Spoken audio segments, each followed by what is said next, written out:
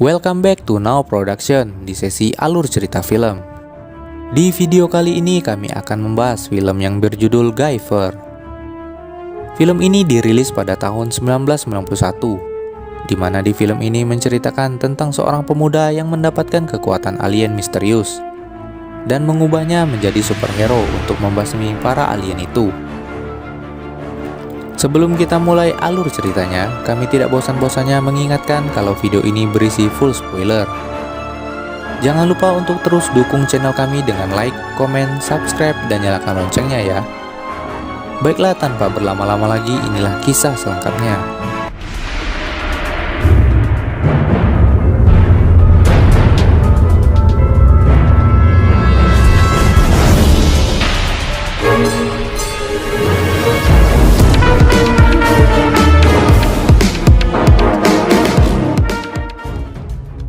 Di awal film kita diperlihatkan oleh seorang pria bernama Profesor Segawa yang sedang membuka kopernya yang berisi suatu benda aneh. Dan ternyata ia sedang dalam pengejaran seseorang. Ia yang panik langsung memindahkan dan menukar isi kopernya ke dalam kotak merah yang ada di sekitar tempat itu. Dan ia meninggalkannya di sana. Lalu profesor itu kembali berlari hingga ia terjatuh ke sebuah saluran sungai. Dan akhirnya profesor yang sudah kelelahan pun ditangkap oleh kedua pria itu. Kedua pria itu bernama Striker dan Ramzi. Pria itu merupakan kaki tangan dari perusahaan Kronos, sebuah perusahaan di mana tempat profesor itu bekerja. Ia bekerja sebagai peneliti di laboratorium pengembangan genetika di perusahaan itu, di mana profesor itu kabur karena mereka melakukan percobaan terlarang yang tidak manusiawi.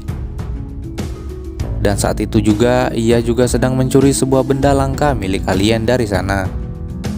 Karena benda itu sangat berbahaya jika jatuh ke tangan yang salah. Dan tak lama kemudian datang lagi seorang pria dan wanita yang merupakan utusan dari perusahaan itu juga untuk menangkap profesor. Si pria botak yang bernama Lisker dan si wanita yang bernama Weber. Mereka memaksa Profesor Segawa menyerahkan benda asing itu kepada mereka. Hingga profesor dan lelaki itu merubah dirinya menjadi seekor monster. Lalu mereka pun bertarung memperebutkan benda itu.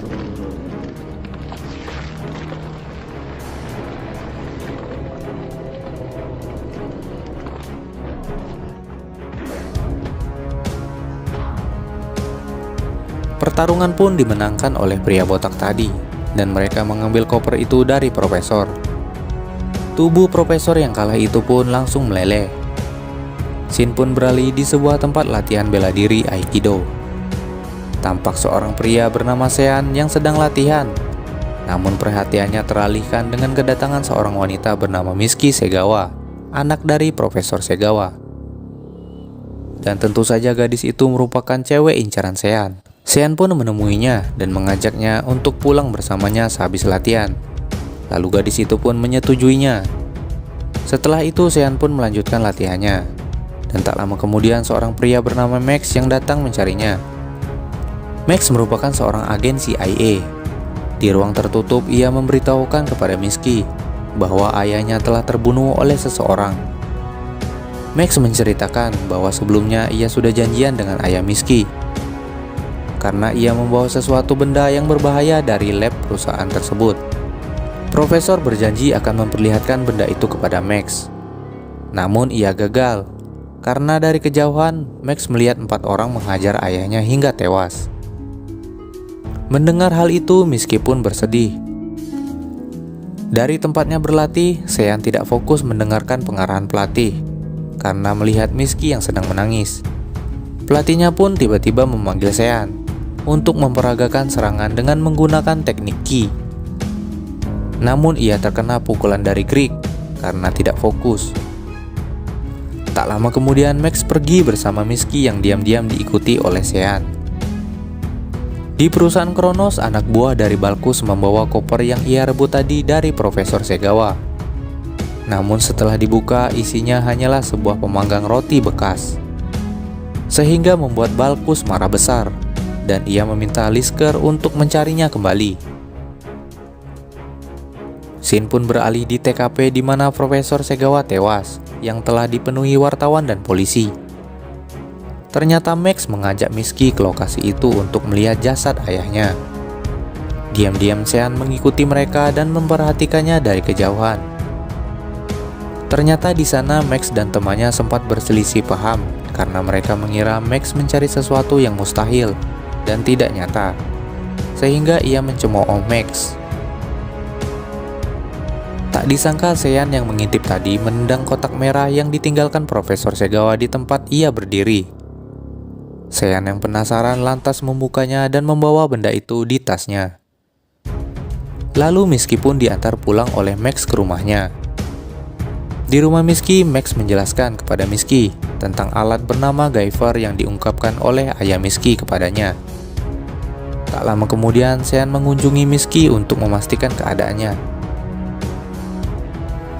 Namun dari pantulan kaca, Sean melihat Max di dalam rumahnya, sehingga membuat Sean sedikit cemburu. Sean lalu pergi dengan perasaan kesal. Dan Shin pun kembali ke TKP tadi. Lisker dan anak buahnya kembali mencari Guyver itu. Namun mereka tak menemukannya. Shin pun beralih di sebuah gang. Di jalan pulang, motor Sean tiba-tiba mogok. Dan di sana ia dihadang oleh beberapa preman yang ingin mengambil motornya. Sean yang mengetahui niat mereka lantas melawan mereka. Tapi karena kalah jumlah, sehingga membuat Sean terdesak hingga membuat Guyver terjatuh dari dalam tas Sean. Di saat preman itu menghajar Sean habis-habisan, Guyver tiba-tiba menempel di kepala Sean dan menyatu dengannya. Dan pada akhirnya Guyver itu mengubah bentuk Sean dan menjadi armor untuk Sean. Di sana Sean menghajar mereka satu persatu. Armornya yang keras membuat Sean kebal terhadap senjata apapun.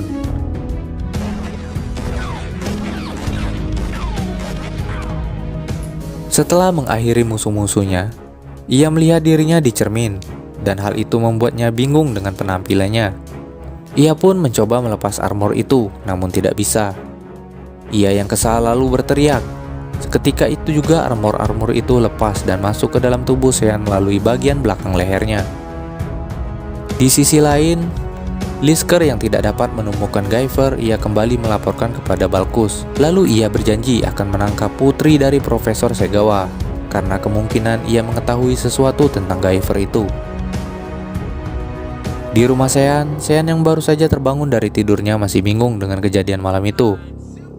Lalu Shin pun beralih di kantor Max. Lagi-lagi ia berdebat dengan temannya. Ia berusaha menjelaskan bahwa ia mencurigai perusahaan Kronos terlibat di pembunuhan Profesor Segawa. Namun pria berkulit hitam itu malah menegaskan bahwa perusahaan itu tidak mungkin terlibat dan tidak percaya dengan semua yang Max katakan. Di rumah Misky, Sean menanyakan kondisi Misky. Di sana Misky menceritakan kepada Sean bahwa ayahnya telah dibunuh. Sean pun merasa simpati sehingga membuatnya hampir mencium Misky. Tiba-tiba Jensen datang dan Sean memutuskan untuk keluar sebentar membeli makanan.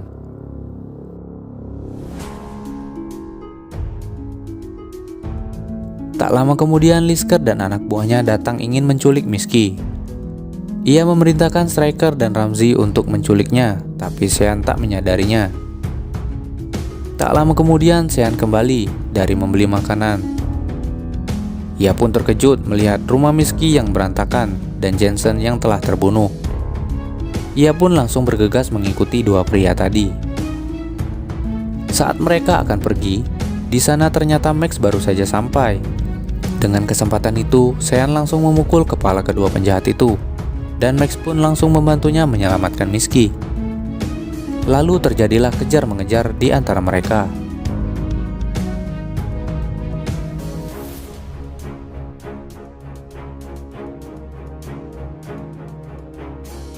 Di tengah pengejaran, Sean yang bingung mengapa mereka ingin menculik Misky bertanya.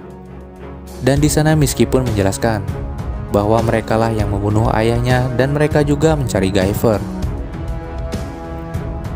Lisker dan anak buahnya telah berubah menjadi monster, lalu mencari Misky yang bersembunyi di sebuah ruangan dan akhirnya mereka pun ketahuan.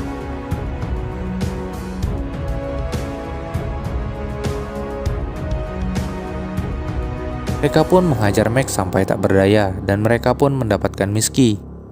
Saat mereka terdesak, tiba-tiba kedua teman Max datang dan mereka ternyata juga merupakan seorang monster dari lab Kronos itu.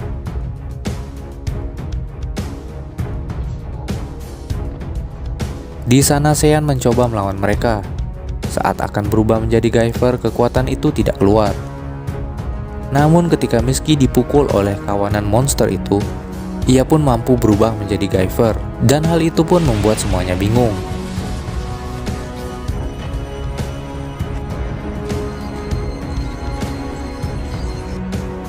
Lalu ia pun menghajar monster itu satu persatu. Lalu satu persatu monster itu pun dikalahkannya, hingga akhirnya Lisker maju menggantikan anak buahnya yang telah kalah.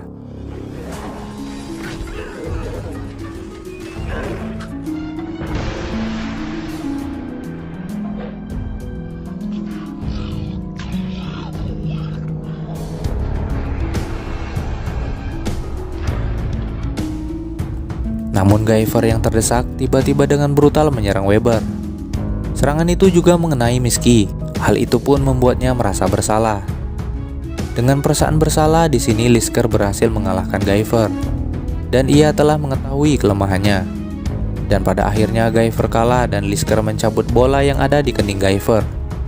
Lalu Guyver pun lenyap.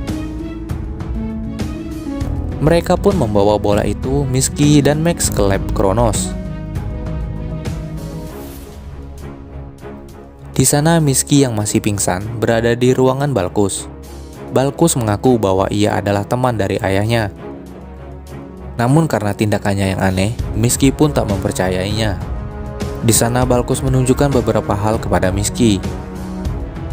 Seperti Zoanoid, yaitu sebuah penelitiannya untuk mengubah spesies manusia secara genetik dengan teknologi alien. Dan di sana Balkus mengira bahwa Misky mengetahui cara mengaktifkan Guyver, sehingga ia memaksa Misky untuk memberitahunya akan hal itu. Jika tidak, maka ia akan dirubah menjadi Zoanoid seperti Max. Di sana tampak Max yang sedang berada di tabung eksperimen. Di ruang penelitian, Dr. S memberitahukan bahwa bola Guyver itu ternyata dapat beregenerasi dan berkembang. Ketika Balkus memberitakan Dr. S dan Gordon mengubah Misky, Misky pun pura-pura memberitahu cara mengaktifkan kekuatan Guyver itu. Namun tak disangka ia melawan Balkus dengan menendang bijinya, sehingga ia dapat kabur dan mengambil bola Guyver untuk mengancam Balkus. Namun dengan sekejap, semua para peneliti di laboratorium itu berubah menjadi Zoanoid untuk merebut bola Guyver itu. Saat Striker akan merebut bolanya, bola itu menempel di tangan Misky. Ketika Misky akan melemparnya, Striker yang nekat merebutnya membuat bola itu terlempar dan tertelan oleh Dr. Ace. Lisker pun tak mampu mengeluarkannya, dan bola Guyver itu pun tumbuh di dalam tubuh Dr. Ace dan keluar dari sana. Guyver pun hidup kembali dan mengalahkan semua para Zoanoid.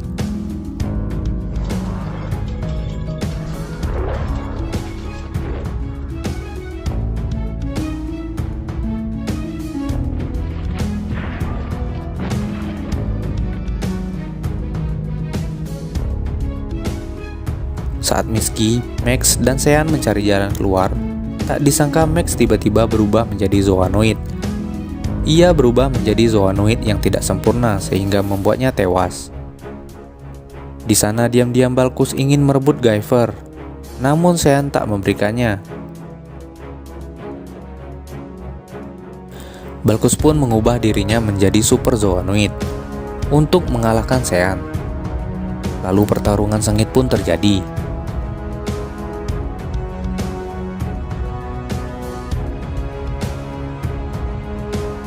Ketika Guyver terdesak dan Balkus akan membunuhnya, tiba-tiba dari dalam tubuhnya keluar sesuatu kekuatan yang membuat Balkus terpental dan meledak.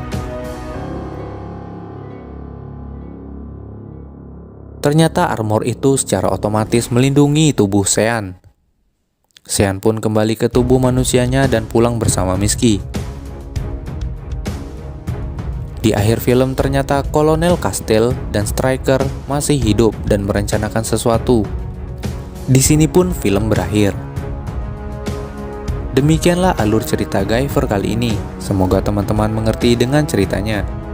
Jika kalian suka dengan video ini, jangan lupa like, komen, subscribe, dan nyalakan lonceng agar tidak ketinggalan video terbaru dari kami.